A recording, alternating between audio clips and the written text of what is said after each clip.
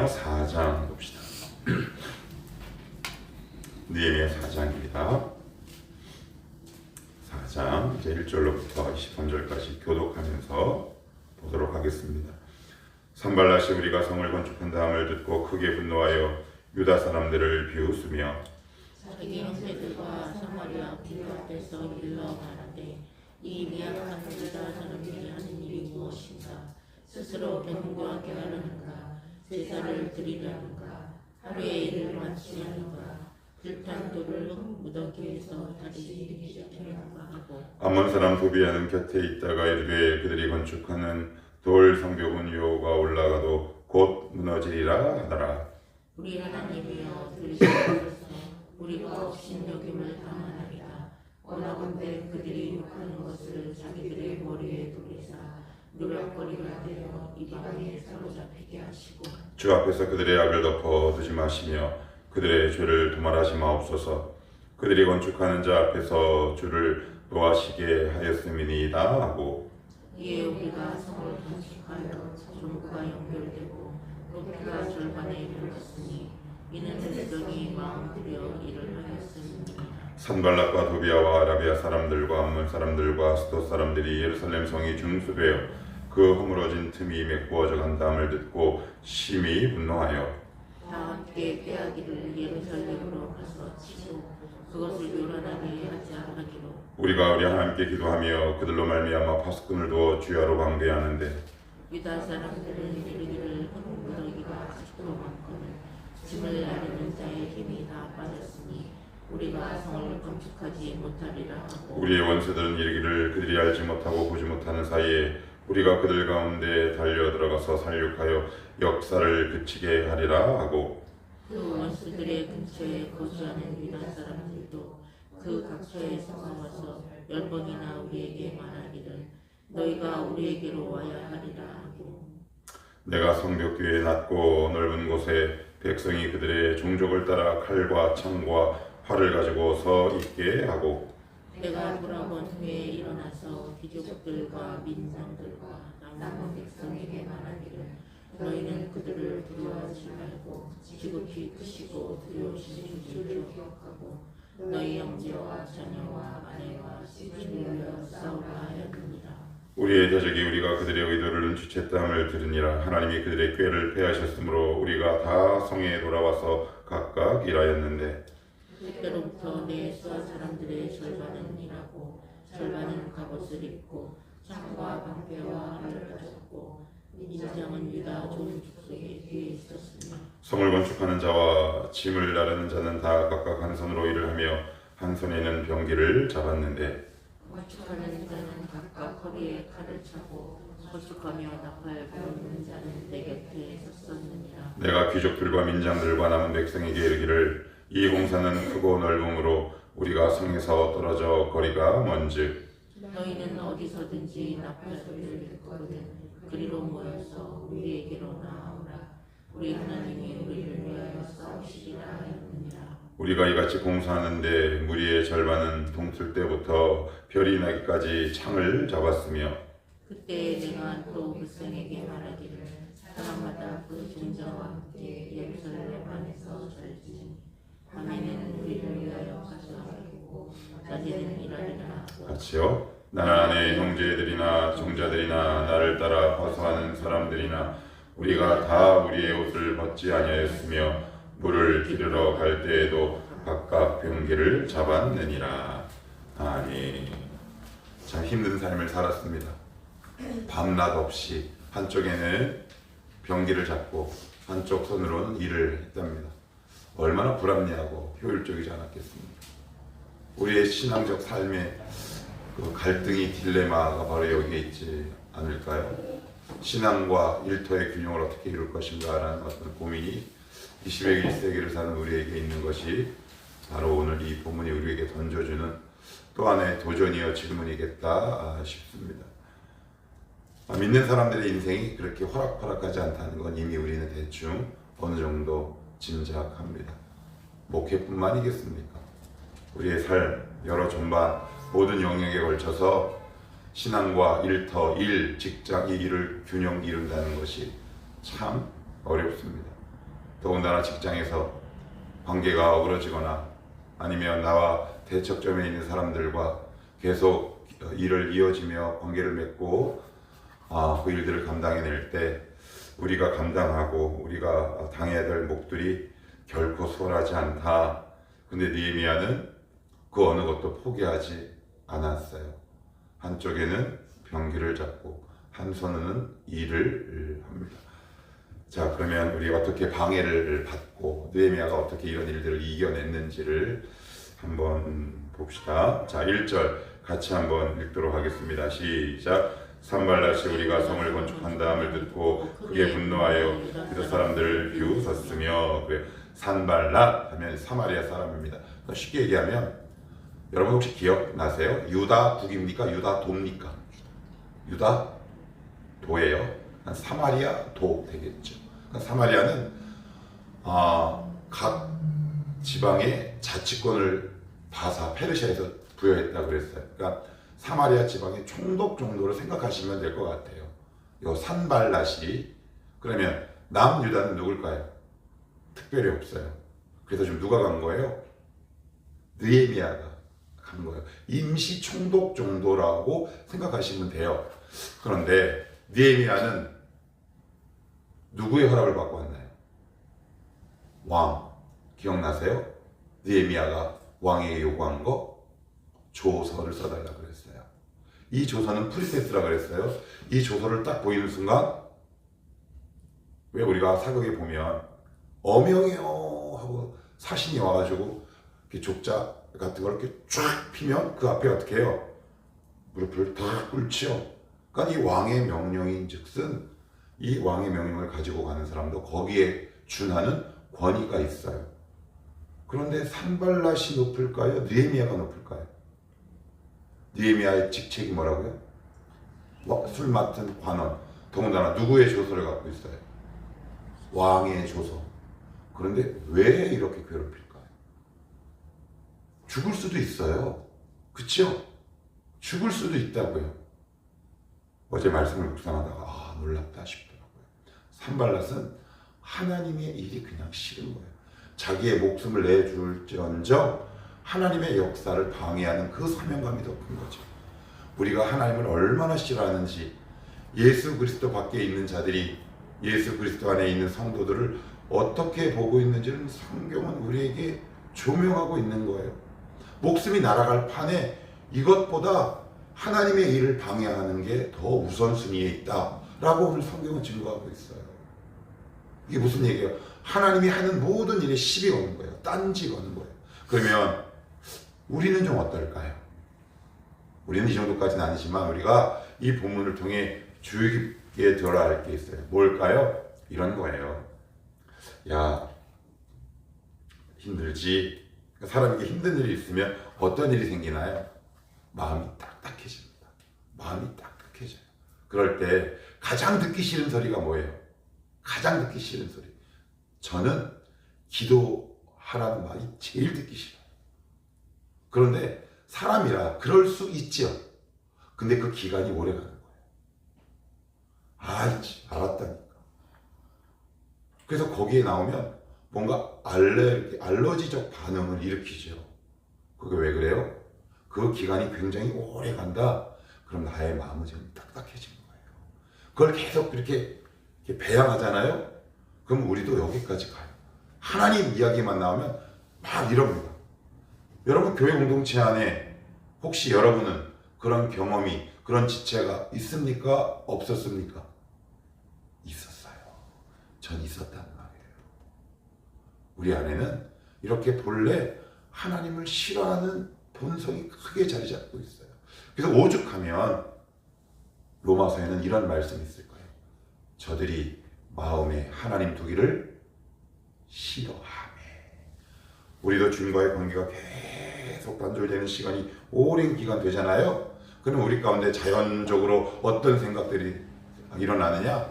기도, 경건, 말씀, 예배, 뭐 이런 하나님께서 우리에게 주신 은혜의 도구와 방편들, 이런 것들이 꼴보기가 싫어져요. 그제 그때는 위기 경고등이 들어왔다고 보시면 돼요.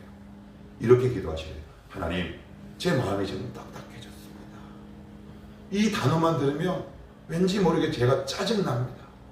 혹시 생각나는 영혼 있습니까? 저는 생각나는 영혼이 있지요. 산발라시 먼 그들의 이야기라고요. 어쩌면 강팍해졌던 과거의 우리의 모습이었을지도 모른다. 그래서 만약 여러분들이 이런 경고등이 하나님께서 끊임없이 주세요. 너 나랑 요즘 뭔가 좀 서먹하다, 조금 대면대면하다, 뭔가 좀 어색하다 싶을 때 빨리 무릎 꿇는 지혜가 필요해요. 그것을 계속 배양하고 숙성시키고 그것을 계속 시간을 들고 질질 끌게 되면 어느 지경까지 가게 되냐면 나도 모르게 하나님을 향한 왠지 모를 분노와 대적하는 마음들이 우리 가운데 이렇게 끊임없이 솟아날 수 있음을 성경은 경고하고 있다. 생각해 보십시오. 목숨을 걸어야 될 일입니까 이게? 자기 사마리아 자치권을 침해한 적 있습니까? 느헤미야가 공격한 적 있나요? 단지 누구의 일을 하러 가는 겁니까? 하나님의 일을. 그게 꼴보기 싫은 겁니다. 무엇을 걸 정도로? 자기의 목을 걸 정도로. 이게 우리의 모습이에요. 하나님을 계속 떠나가면 이제 여기까지도 우리가 갈 수 있어요. 그래서 딱딱한 마음을 그냥 두시면 안 돼요. 우리의 마음은 얼마나 상처받기 쉬운지 몰라요.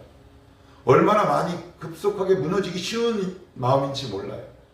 저도 나름대로 기도한다고 애쓰고 힘쓰지만 물론 그 기간과 시간이 길지는 않지만 어떤 작은 틈새와 어떤 작은 말 때문에 마음이 확 상해서 이상하게 나는 저 사람을 향해서 마음이 상했는데 뿔은 하나님께 나는 경우 있어요 없어요? 있어요. 아니 저 사람과 싸워야 되는데 왠지 하나님께 섭섭해. 그럴 때 아유 아니구나 무릎을 탁 치고 하나님 이러셔야 돼요. 안 그러면 나의 마음도 왜 이렇게 하나님 향해 분노가 일어나지? 만약에 그런 영혼이 만약에 눈앞에 띄친다면 기도 많이 해주세요.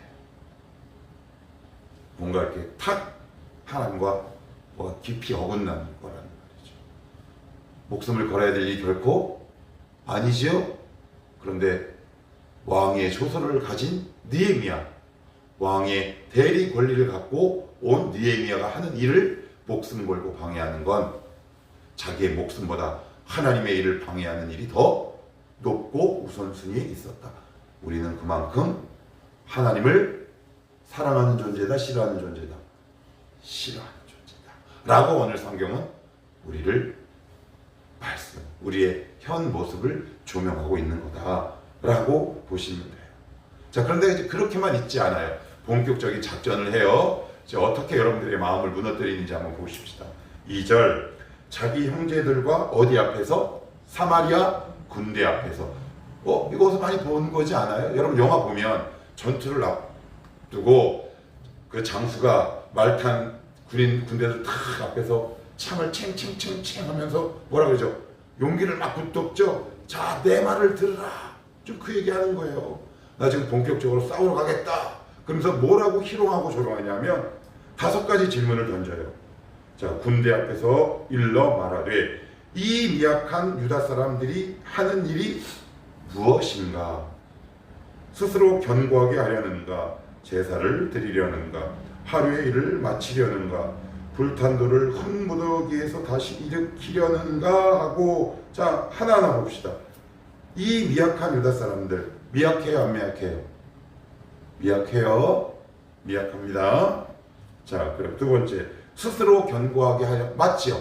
그죠? 맞아요. 누구의 도움을 받았어요 안 받았어요? 안 받고 해요. 자기들의 힘으로. 그 다음에 제사를 드리려는가? 맞네. 그지요? 그 다음 하루의 일을 마치려. 52일이에요.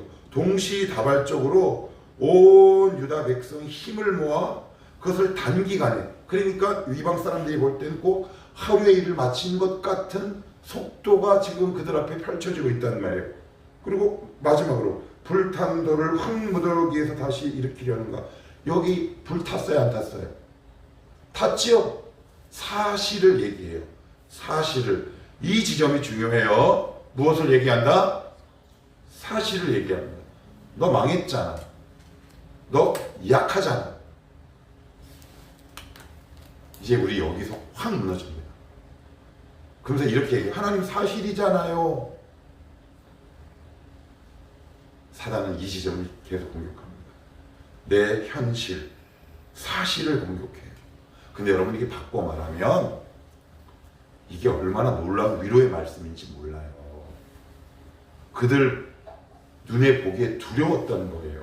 제가 예전에도 이렇게 말씀을 드렸어요.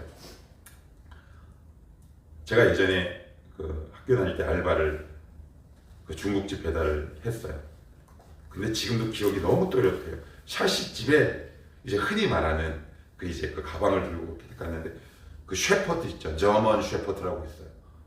다리를 이렇게 탁 모으고 개들 가운데도 그냥 왕왕 하는 개는 사실 별로 안 무서워요. 근데 정말 무서운 개가 뭐냐면 포인터라고 있어요. 사냥감을 향해 딱 시선을 주는 것을 포인터 한다 그런데요. 저를 보고 이렇게 보는데 기분이 너무 안 좋아. 개가 사람의 눈빛으로 나를 보니까 기분이 언짢아. 그러고 나서 이제 짜장면 주고 탁 왔는데 갑자기 뒤에서 덜컹 그러는 거예요. 제 뒷덜미를 누린 거예요.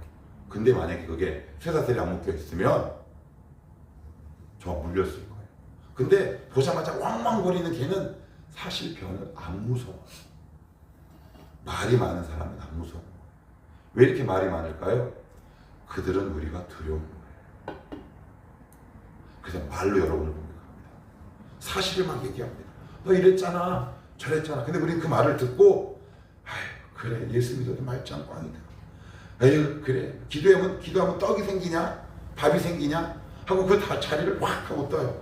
사실은 그들은 두려운 건데, 사실은 그들은 지금 떨고 있는 건데, 우리는 그동안 그 이야기를 듣고 얼마나 믿음의 자리를 넘어섰습니까? 지금도 그러시겠습니까?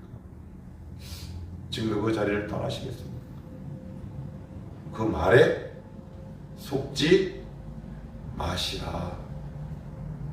무엇을 공격한다? 꾸며서 사실. 하나님 저 사실이에요. 저 미약해요.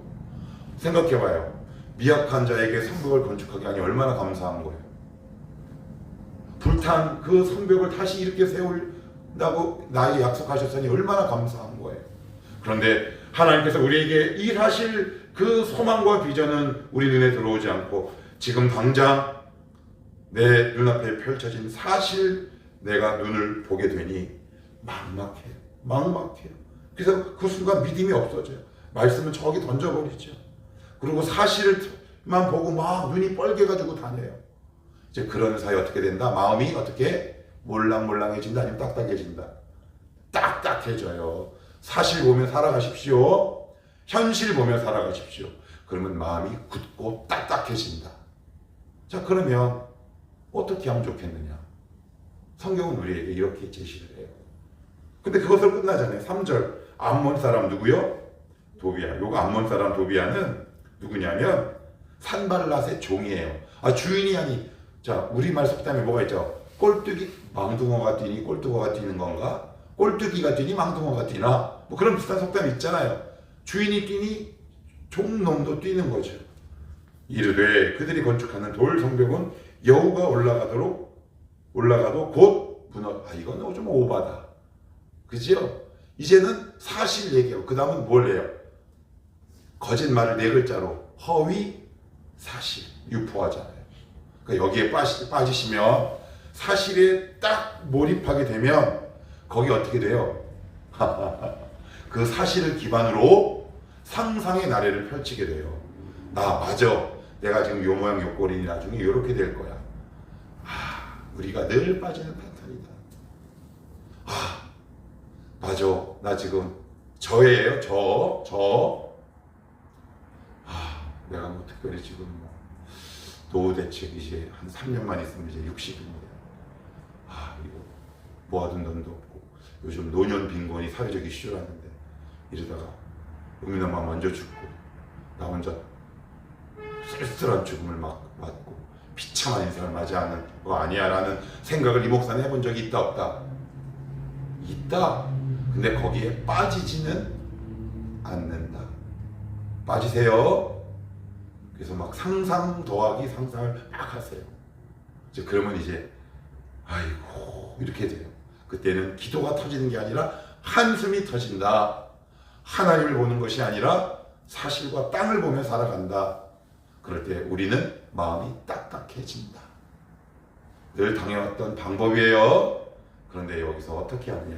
4절 시작. 우리 하나님이여 들으시옵소서. 이게 무슨 얘기예요? 뭐 했다는 거예요? 요 4절 5절이 창세기 12장에 아브라함에게 주신 말씀을 붙들고 기도한 거예요. 아브라함에게 뭐라고 말씀하셨어요? 너를 축복하는 자에게는 내가 복을 내리고 너를 저주하는 자에게는 내가 저주하리니 내가 복이 될지라 라는 그 말씀을 하나님 우리 믿음의 조상 아브라함에게 이렇게 말씀하셨잖아요. 하나님이 이 말씀을 붙들고 기도합니다. 저 택한 백성들을 향해 저주하는 저들을 하나님이 공의로 갚아주시옵소서 라고 기도하기 시작해요. 위대한 결단입니다. 그죠? 위대한 결단이에요. 기도만큼 위대한 결단이 없어요. 기도만큼 위대한 결단이 없다. 가장 힘든 상황에서 기도하기로 결단하는 거지. 그랬더니 자 6절 한번 읽어봐요. 6절 시작. 이에 우리가 다시 시작. 이에 우리가 다시요 시작. 이에 네, 이해가 뭐예요? 그래서 두 가지 의미를 합축하고 있어요. 무슨 얘기냐? 산발락과 도비아가 우리를 방해해서, 두 번째는 기도해서 더 빨리 됐대요. 자 봅시다. 6절 우리가 이에 그래서 우리가 성을 건축하여 전부가 연결되고 그래요. 하나님은 때로는 누군가의 방해를 받게 하세요. 우리의 신앙을 먼저 튼튼하게 세웁니다. 그래서 어떤 눈에 보이는 목적들을 하나님 그 방해하고 핍박되는 것들을 통해 우리의 믿음의 성벽을 재건하고 때로는 우리의 눈에 보이는 물리적인 환경도 더 빨리 진행시키는 하나님의 반전 역사가 바로 여기에 있다라고 오늘 성경이 이걸 보셔야 돼요. 이걸 보지 않으시면 우리는 이해 이렇게 고백할 수 없어요. 어디서 끝날까요? 우리가 써내려가는 성경은 우리는 늘 2절에서 끝나요. 어디서 끝나요? 2절에서 끝난다. 그래 끝이다 내 인생. 우리 그동안 얼마나 많이 여기서 이 지점에서 넘어졌어요. 도비아에서 넘어졌잖아요. 그죠? 산발랏에서 넘어졌잖아요. 하나님이 이제 여러분을 끌고 가시는 거예요. 또 여기까지 가자. 여기까지 가자. 내면 거기까지 가는 거예요. 하나님 아브라함에게 하신 말씀 그대로 그들에게 갚아주시고, 그래서 기도하기 시작했더니 이해. 그래서 자 그 다음에 굉장히 중요한 말씀이 있어요. 전부가 연결되고 높이가 절반에 이르렀으니 이는 백성이 어떻게 해요? 마음 들여 일을 하였습니다. 여기 보면 주어가 뭐로 되어 있어요? 이는 백성이라고 되어 있죠. 영어 성경이나 히브리 원어를 보면 이렇게 되어 있어요. 마음이 이 일을 하였습니다. 와, 제가 어제 이걸 딱 보고 무릎을 탁 쳤대는 거 아니에요? 그렇구나. 하나님은 은혜를 주실 때 어떻게 주느냐? 우리의 마음을 강건하게 하십니다. 신앙이 언제 무너집니까? 마음이 무너지면 무너집니다. 그래서요, 제자훈련생들 여기 거의 다네. 자 빌립보서 4장 6절 7절 또 외워요. 시작. 외워요. 시작. 아무것도 너희 구할 것을 감사함으로 하나님께 아뢰라. 그래야면 모든 지각이 뛰어난 하나님의 평강이 너희 마음과 생각을 지키시리. 마음을 딱 지키라. 마음이 이 일을 했답니다. 물리적인 눈으로 보면 누가 한 겁니까? 백성이. 근데 그 근간은 뭐랍니까? 마음이에요. 마음이 무너지면 다 무너져요. 오죽하면 잠언서에도 이런 말씀 있잖아요. 4장 13절 무릇 지킬 만한 것보다 더욱 내 마음을 지키라. 생명이 근원이 이에서 납니다. 하나님께서 그 마음을 탁 붙들어 주신다는 거예요. 기도할 수 있는 마음, 하나님 앞에 가까이 갈 수 있는 마음. 여기까지 가시는 거예요. 그래서 마음이 딱 지켜지니 어떻게 돼요? 산발락과 도비아의 방해에도 불구하고 성벽 재건하는 일을 오히려 더 신속하게 진행되었다. 자, 그러면 최근에 여러분 뭔가 흔들리셨다면 뭐가 흔들린 겁니까? 마음이 흔들렸어요. 이렇게 기도하셔야 돼요. 하나님, 제 마음 흔들렸습니다. 하나님, 오늘도 이 말씀을 붙들고 갑니다. 이 마음을 그냥 두지 말게 하옵소서. 딱딱하게 내가 그냥 두지 말게 하옵소서. 우리는 얼마나 이 경험을 많이 하는지 모릅니다. 딱딱한 마음을 평생 두고 갑니다. 그러면 거기서 나오는 말, 사람을 보는 시야, 가치관, 신념, 자녀를 교육하는 훈육, 모든 삶의 전반적인 모든 것들이 이 딱딱한 마음에서 나오니 거기서 어떤 선하고 거룩한 영향력이 자녀에게, 배우자에게, 부모에게 미치겠냐고요. 그러고 나서 어떻게 해요? 분란이 일어납니다. 다툼이 일어납니다. 전쟁이 일어나는 거죠. 그 시작은 뭐다? 사단이 우리의 마음을 딱딱하게 만드는 거죠. 근데 무엇을 갖고 딱딱하게 만든다? 사실. 두 번째 단계는 무슨 사실? 허위 사실. 도비야, 그지요? 예. 여러분 최근 어떠셨어요?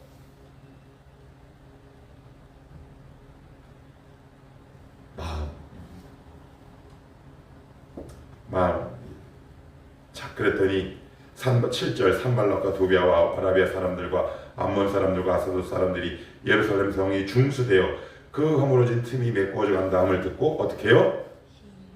약이 오르는 거야. 사단은 막 약이 올라. 우리 사단 약 좀 오르면 사십시다. 근데 우리는 맨날 사단이 우리를 약 올려. 분하지? 메롱 이러고. 우리가 잘 되면 사단이 약 올라요. 야, 당연하죠. 하나님 그리스도의 그 성품이 그 안에서 점점 자라가는데 믿음의 성벽이 재건되어 가는데 방해가 또 있단 말이에요. 그랬더니 느헤미야가 또 어떻게 하는 줄 아세요? 9절 읽어봐요. 시작. 우리가 우리 하나님께 기도하며 그들로 말미암아 파수꾼을 두어 주야로 방비하는데.